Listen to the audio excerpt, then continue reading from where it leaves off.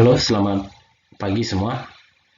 Hari ini kita akan lanjut materi untuk mata kuliah Hukum Lingkungan dan Sumber Daya Alam. Materi pada hari ini berkenaan dengan pengendalian pencemaran dan perusakan lingkungan hidup.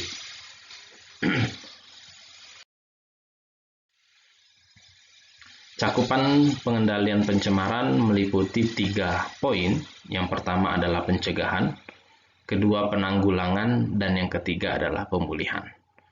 Upaya pencegahan ditujukan untuk mencegah adanya pencemaran dan kerusakan lingkungan hidup. Sebenarnya ini adalah palang pertama dalam upaya perlindungan dan pengelolaan lingkungan hidup, sehingga instrumen pencegahan banyak sekali dibuat oleh pemerintah dengan tujuan untuk mengoptimalkan sisi pencegahan. Apabila pencegahan dianggap gagal dan ternyata pencemaran atau kerusakan lingkungan hidup tetap terjadi, maka perlu dilakukan upaya penanggulangan. Tujuannya apa? Supaya kerusakan dan pencemaran yang sudah terlanjur terjadi tidak meluas dan tidak berdampak lebih besar. Terakhir, setelah penanggulangan dilakukan, baru dilakukan upaya pemulihan. Tujuannya adalah untuk mengembalikan lingkungan seperti sedia kala. Lalu siapa yang bertanggung jawab terhadap upaya pencegahan, penanggulangan, dan pemulihan? Tentunya sebagai negara dan diatur oleh pemerintah, maka pemerintah pusat dan pemerintah daerah bertanggung jawab terhadap upaya tersebut. Namun, penanggung jawab usaha atau kegiatan yang berdampak terhadap lingkungan juga dapat dimintai, sesuai dengan kewenangan, peran, dan tanggung jawab masing-masing. Nah, pertama kita akan melihat dari sisi pencegahan terlebih dahulu. Dari sini Anda bisa lihat ada banyak sekali instrumen pencegahan pencemaran dan atau kerusakan lingkungan hidup.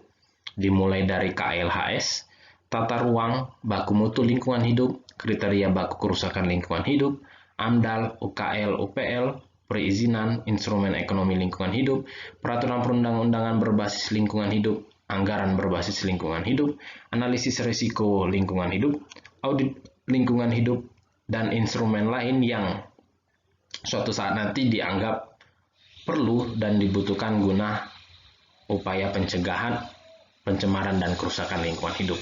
Pertama kita akan melihat dari Kajian Lingkungan Hidup Strategis atau KLHS.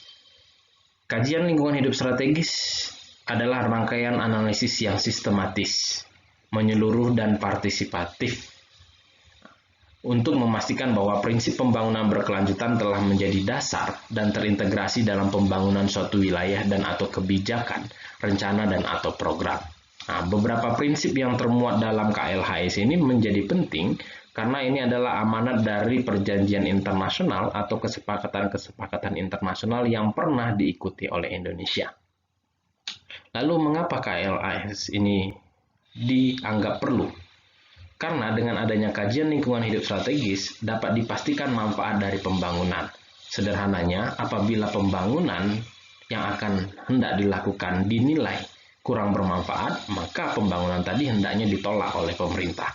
Kemudian yang kedua adalah rencana dan implementasi pembangunan lebih terjamin keberlanjutannya. Karena melalui KLHS tadi, semua proses sudah terpantau, sudah terukur dengan jelas, jadi rencana dan implementasi di lapangan tidak boleh lagi bertentangan dengan kajian lingkungan hidup strategis. Kemudian yang berikutnya adalah bertujuan untuk mengurangi kemungkinan kekeliruan dalam membuat perakiraan, prediksi pada awal proses perencanaan kebijakan, rencana, dan atau program pembangunan. Ya, dengan adanya KLHS itu akan mempermudah untuk kembali melihat apa sih yang menjadi patokan dalam setiap kebijakan yang dibuat oleh pemerintah berkenaan dengan kegiatan-kegiatan yang ada di dalam lingkungan hidup. Kemudian yang terakhir, dengan adanya KLHS, dampak negatif lingkungan hidup di tingkat proyek pembangunan itu semakin efektif diatasi atau dicegah karena pertimbangan lingkungan telah dikaji sejak tahap formulasi kebijakan, rencana, atau program pembangunan. Begitu pentingnya KLHS ini menunjukkan seberapa perlunya kajian yang mendalam mengenai pembuatan KLHS ini. Jangan sampai ada pesanan di dalam pembuatan KLHS sehingga tidak sesuai dengan sebagaimana mestinya. Itu kenapa KLHS perlu disusun oleh pemerintah dengan melibatkan para ahli di bidang hukum dan stakeholder lain yang punya kepentingan terhadap lingkungan hidup. Kemudian instrumen berikutnya adalah tata ruang. Untuk menjaga kelestarian fungsi lingkungan hidup dan keselamatan masyarakat, setiap perencanaan tata ruang wilayah wajib didasarkan pada KLHS. Jadi tidak boleh kemudian tata ruang asal bangun sesuai dengan kebutuhan, karena penggunaan tata ruang itu bukan semata-mata untuk tujuan komersil. Berbeda dengan misalnya untuk tujuan komersil. Kan terkadang tata ruang itu bisa dimanfaatkan secara spontan, yang penting menghasilkan secara ekonomi. Misalnya perumahan. Bisa saja ada orang meminta untuk membangun rumah di suatu tempat, kemudian developer mengizinkan, yang penting ada dana masuk sehingga cash flow dari perusahaan tadi lancar. Tapi tidak demikian untuk penggunaan tata ruang yang berlandaskan kepada kepentingan lingkungan hidup. Sehingga harus tetap merujuk pada KLHS yang sudah disusun dengan baik dan sedemikian rupa sebelumnya. Kemudian, perencanaan tata ruang wilayah sebagai yang dimaksud juga harus ditetapkan dengan memperhatikan daya dukung dan daya tampung lingkungan hidup. Kita tidak boleh memandang lingkungan itu sebagai sesuatu yang begitu luar biasa yang mampu mendukung dan menampung setiap apapun yang masuk ke dalam komponen lingkungan hidup. Karena lingkungan sekalipun ada keterbatasan, sehingga harus ada ukuran yang jelas seberapa mampu lingkungan mendukung dan menampung. Dan setiap kegiatan tidak boleh melebihi ukuran yang sudah ditentukan. Kemudian instrumen yang ketiga adalah baku mutu lingkungan hidup. Penentuan terjadinya pencemaran lingkungan hidup diukur melalui baku mutu lingkungan hidup. Baku mutu lingkungan hidup ini adalah ukuran batas atau kadar makhluk hidup, zat, energi, atau komponen yang ada atau harus ada, dan atau unsur pencemar yang ditenggang keberadaannya dalam suatu sumber daya tertentu sebagai unsur lingkungan hidup. Melalui baku mutu lingkungan hidup ini sebenarnya dapat diketahui nanti berapa batasan yang bisa ditampung dan didukung oleh lingkungan hidup. Dan ketika batasan tadi dilewati, maka sudah ada pelanggaran terhadap baku mutu lingkungan hidup. Ini menunjukkan adanya potensi kerusakan terhadap lingkungan hidup.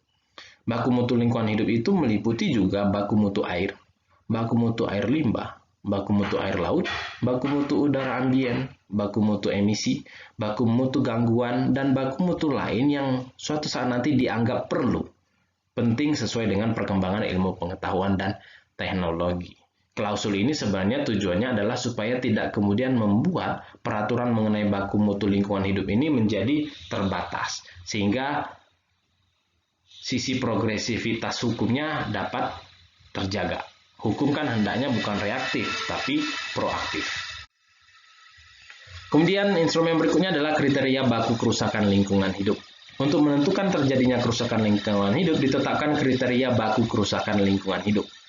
Melalui kriteria baku kerusakan lingkungan hidup ini, akan diketahui seberapa besar kerusakan yang terjadi terhadap lingkungan, baik terhadap ekosistem maupun kerusakan akibat perubahan iklim. Karena kita harus sadari bahwa kerusakan itu tidak selalu karena perbuatan manusia atau badan hukum, tapi juga bisa karena faktor perubahan iklim. Kita kembali lagi secara khusus mendalami mengenai baku mutu lingkungan hidup, karena memang ini adalah instrumen yang sangat penting yang ditentukan oleh pemerintah sebagai bagian daripada upaya pencegahan kerusakan dan pencemaran lingkungan hidup. Ukuran batas atau kadar makhluk hidup, zat, energi, atau komponen yang ada, dan atau unsur pencemar yang ditenggang keberadaannya dalam suatu sumber daya tertentu sebagai unsur lingkungan hidup. Nah, inilah poin yang ditegaskan dari baku mutu lingkungan hidup. Artinya apa? Jika unsur pencemar di lingkungan melewati baku mutu lingkungan yang ditetapkan, maka dapat dipastikan lingkungan mengalami pencemaran. Di negara maju, khususnya negara industri, baku mutu lingkungan hidup ini mempermudah penegak hukum untuk menentukan apakah pelaku usaha telah melakukan pencemaran atau tidak. Melalui proses identifikasi, riset terhadap komponen-komponen yang berada di sekitar kegiatan usaha, misalnya uji klinis di laboratorium, akan diketahui dengan mudah nantinya apakah air di sekitar lingkungan tempat kegiatan usaha berlangsung sudah tercemar atau tidak. Apabila air tadi sudah melebihi batas baku mutu lingkungan hidup yang sudah ditentukan, artinya pencemaran sudah terjadi, sehingga pembuktian terhadap pelanggaran pencemaran tadi mudah dilakukan. Kemudian ada juga yang disebut dengan nilai ambang batas atau NAB. Nilai ambang batas atau NAB ini merupakan kemampuan lingkungan, diistilahkan dengan daya dukung lingkungan sama dengan daya toleransi dan daya tenggang atau carrying capacity. NAB ini berisi batas-batas daya dukung, daya toleransi, daya tenggang, dan kemampuan toleransi. Jika terjadi kondisi lingkungan yang telah melebihi ambang batas, batas tertinggi atau terendah yang telah ditetapkan berdasarkan baku mutu lingkungan, sama dengan juga lingkungan telah tercemar. Nah, nanti saya akan jelaskan lebih lanjut apa sih perbedaan antara baku mutu lingkungan hidup dengan nilai ambang batas. Perbedaannya adalah baku mutu mempunyai karakter diwajibkan dan selalu merupakan nilai ambang batas. Sementara tidak semua nilai ambang batas merupakan baku mutu lingkungan selama tidak diwajibkan berdasarkan peraturan hukum. Artinya apa? NAB itu akan ditingkatkan statusnya menjadi baku mutu lingkungan hidup ketika ditetapkan oleh perundang-undangan. Tapi NAB yang tidak ditetapkan oleh perundang-undangan tidak wajib untuk dilakukan. Contohnya, terkait dengan industri saat ini, Indonesia masih berstandarkan pada Euro 4. Sementara di beberapa negara maju sudah berstandarkan pada Euro 5 dan Euro 6. Nah, ketika Euro 5 dan Euro 6 itu berlaku di negara maju namun tidak berlaku di negara Indonesia, artinya tidak ada kewajiban Indonesia untuk mengikuti Euro 5 dan Euro 6. Apabila ada baku mutu lingkungan hidup atau NAB yang melewati Euro 5 dan Euro 6, maka di Indonesia tidak disebut sebagai pelanggaran, kecuali jika telah melewati Euro 4. Karena hukum yang berlaku atau hukum positif yang berlaku di Indonesia masih berlandaskan kepada Euro 4. Oke, sebagai contoh dari baku mutu lingkungan hidup adalah baku mutu air. Baku mutu air itu berada pada sumber air, disingkat baku mutu air. Batas kadar yang diperbolehkan bagi zat atau bahan pencemar terdapat dalam air, namun air tetap berfungsi sesuai dengan peruntukannya. Karena apa? Karena terkait dengan kualitas air akan ada penggolongan tertentu nantinya. Mana air yang boleh diminum, mana yang tidak boleh diminum, ada penggolongan. Lebih lanjut nanti akan saya sampaikan dalam materi ini. Fenomena alam tidak dapat disalahkan sebagai suatu pencemaran. Jadi apabila air tercemar karena fenomena alam, sesuatu yang tidak dikehendaki oleh manusia dan tidak bisa diprediksi oleh manusia, maka itu bukan termasuk kepada pencemaran. Karena kata pencemaran ini berangkat dari adanya perbuatan seorang pencemar, sesuai dengan prinsip polluters pay, pencemar membayar.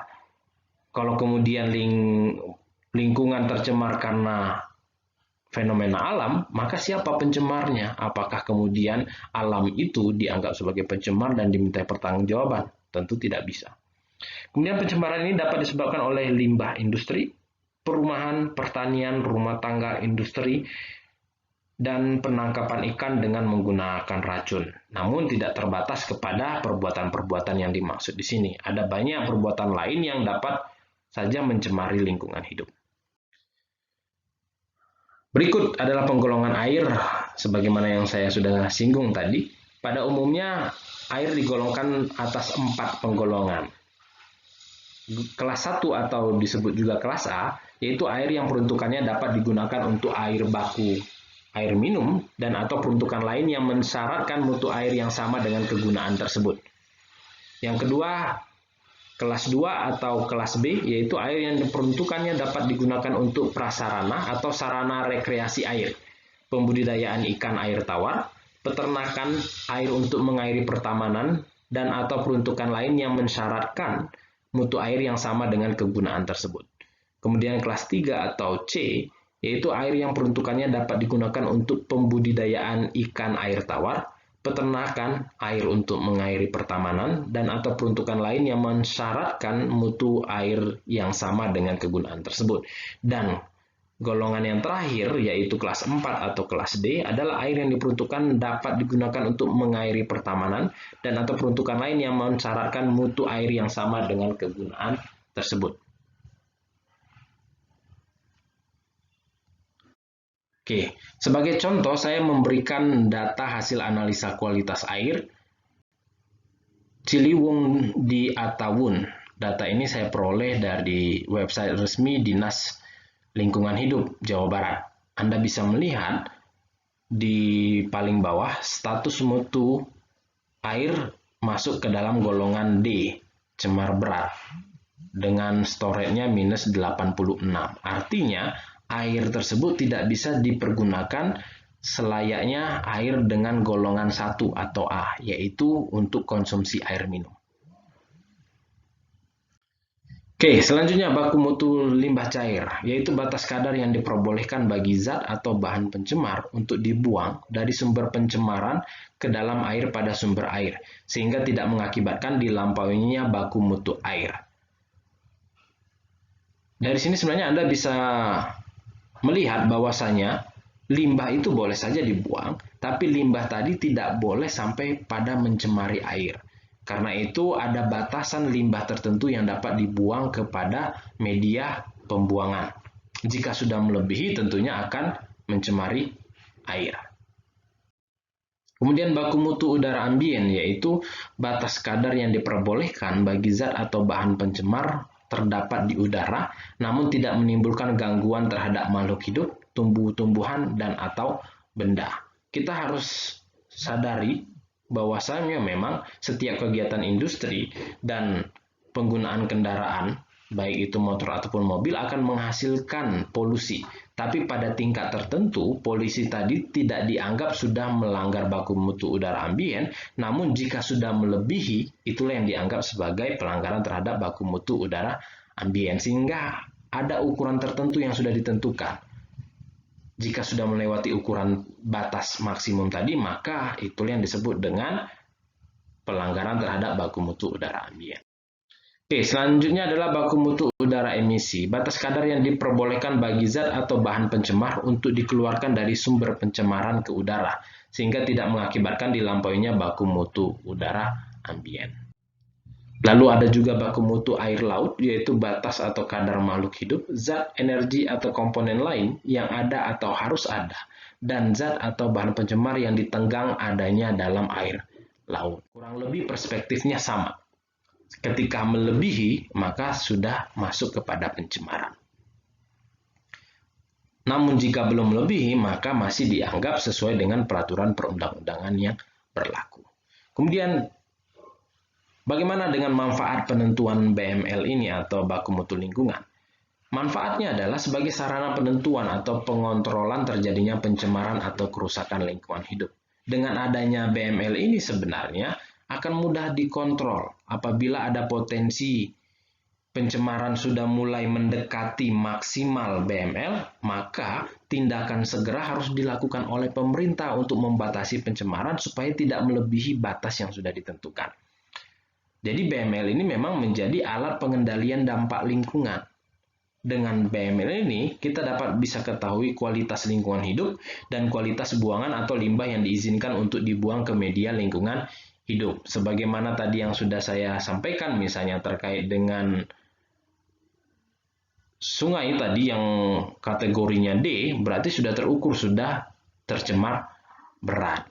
Itu ditentukan berdasarkan BML tadi. Lalu bagaimana penerapannya? BML ini, sebagaimana yang saya sampaikan tadi juga, di negara industri, itu melalui BML dapat dengan mudah diketahui seberapa tercemar suatu lingkungan hidup. Penetapan ketentuan baku mutu lebih memudahkan baik dalam pembinaan lingkungan maupun masyarakat yang menjadi korban dapat dengan mudah mengidentifikasi pencemaran lingkungan yang terjadi. Sebenarnya masyarakat bisa saja melakukan uji klinik sendiri terhadap air misalnya, atau terhadap udara di mana masyarakat itu tinggal, kemudian melihat apakah hasil uji lab tadi menunjukkan angka yang melebihi baku mutu lingkungan hidup. Dari situ sebenarnya masyarakat dapat saja mengajukan keberatan kepada pemerintah, khususnya pemerintah daerah, supaya menindaklanjuti dari adanya pencemaran yang sudah terjadi di lingkungan tempat masyarakat tadi hidup. Ini adalah contoh dari peraturan yang dikeluarkan oleh pemerintah terkait dengan baku mutu. Sebagai contoh, Secara khusus, Peraturan Menteri Lingkungan Hidup Republik Indonesia Nomor 5 Tahun 2014 tentang baku mutu air limbah itu mengatur mengenai baku mutu limbah cair untuk industri mie dan kerupuk. Ada ukuran tertentu yang ditentukan maksimal dengan pH 6 sampai dengan 9. Kalau sudah melebihi ini berarti sudah masuk kategori pencemaran. Contoh lain adalah baku mutu limbah cair untuk industri etanol, juga ada kadar maksimumnya seperti apa. Kemudian muncul pertanyaan, kalau begitu apakah boleh membuang limbah ke media lingkungan? Ya, sebenarnya secara tersirat tadi saya sudah sampaikan, sepanjang limbah yang dibuang tadi tidak melebihi baku mutu, seharusnya diperbolehkan saja. Karena di dalam Undang-Undang 32 tahun 2009 pun diatur, setiap orang diperbolehkan untuk membuang limbah ke media lingkungan hidup dengan persyaratan pertama, memenuhi baku mutu lingkungan hidup, artinya tidak melebihi, tidak bertentangan dengan standar baku mutu lingkungan hidup. Yang kedua adalah mendapatkan izin dari menteri, gubernur atau bupati atau wali kota sesuai dengan kewenangannya. Nah, dari sini sebenarnya Anda dapat mengetahui bahwasanya tidak dilarang untuk membuang limbah, namun sepanjang sesuai dengan peraturan perundang-undangan yang berlaku. Oke, demikian yang dapat saya sampaikan untuk materi hari ini. Terima kasih, semoga Anda bisa memahami dengan baik dan materi ini bermanfaat bagi Anda. Thank you.